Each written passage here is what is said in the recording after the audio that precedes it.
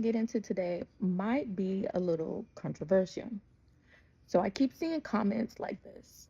And while I do believe that people's heart are in the right place, sometimes what the heart comes up with might not be the best solution for the issue. Hear me out, okay? But before we get all into the nitty gritty of everything, I want to put out a disclaimer. This is my opinion on the topic. And for those who might have a difference of opinion, understand at the end of the day, none of us have the solution, okay?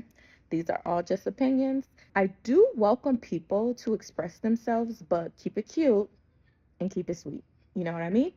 With that being said, let's get into it. First things first, I want to kind of address this idea that you are taking water from locals.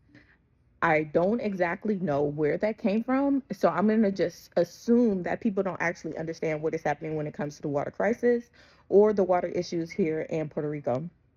Yes, we are going through a drought. I don't like really calling it a drought because when we hear a drought, we're thinking like you don't have water. The issue is not that Puerto Rico doesn't have water. We have some of the most rainfall that any other place gets. And that doesn't change just because El Nino. So yes, the weather is causing less water than we normally get, but that's not the main issue here. The main issue is our infrastructure is really poor here. And it is what it is. They're losing a lot of the water that comes from our reservoir before it actually gets to the people.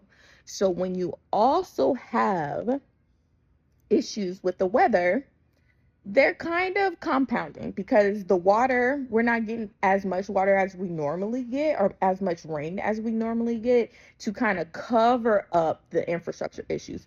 Basically, our rainfall was so beastly that it made it seem as if the infrastructure, the pipes losing all of our water wasn't that big of a deal, right?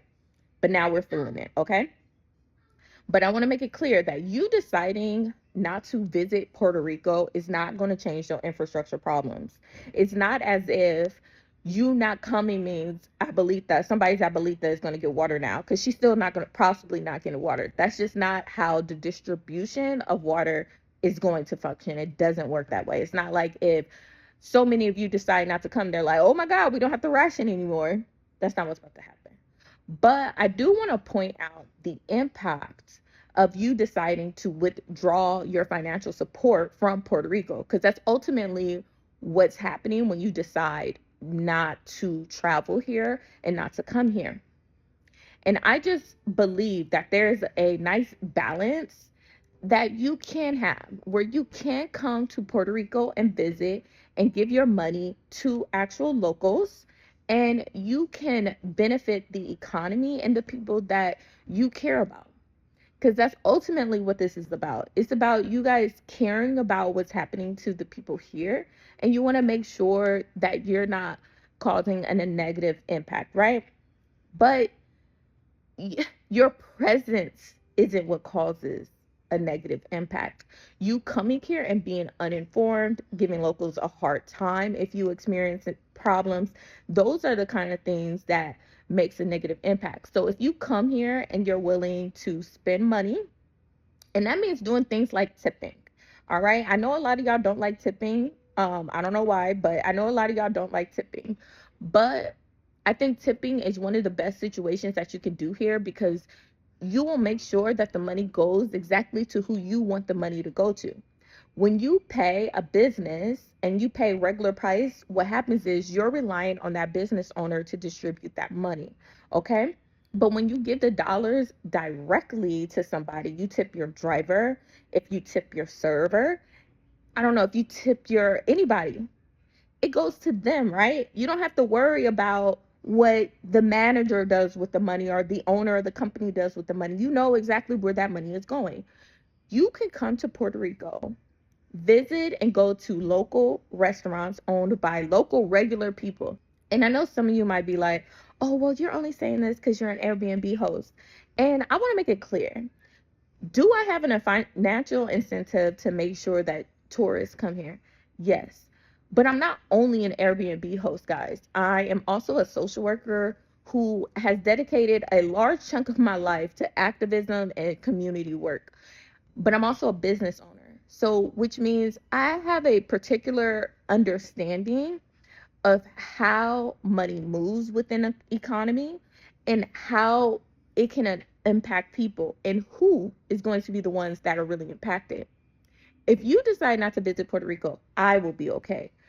Most business owners will probably be okay because we have reserves. The people who are going to be hurt the most are those who are already the most vulnerable. Those are the people who always feel it the most. Always. Don't do it to them. That is just my thing. Don't do that to them. Figure out where you can go to, where you can stay with locals, and if you need help with that, I can direct you to different locals if you don't want to stay with me or if I'm booked or anything like that.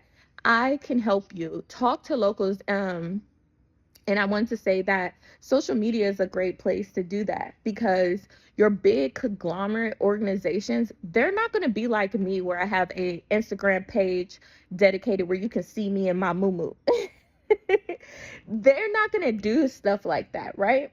Because it's not as personable. It's not a real human connection. And I think we lose sight of a lot of things. We like to place labels on stuff. Oh, Airbnb, Airbnb. At the end of the day, Airbnb is just a platform, people. A platform that people utilize to connect to a customer. Use these tools wisely. I just say this to say, come out willing to support. You don't have to come out here being a dickhead, all right? Come out, have fun. We'll take care of you.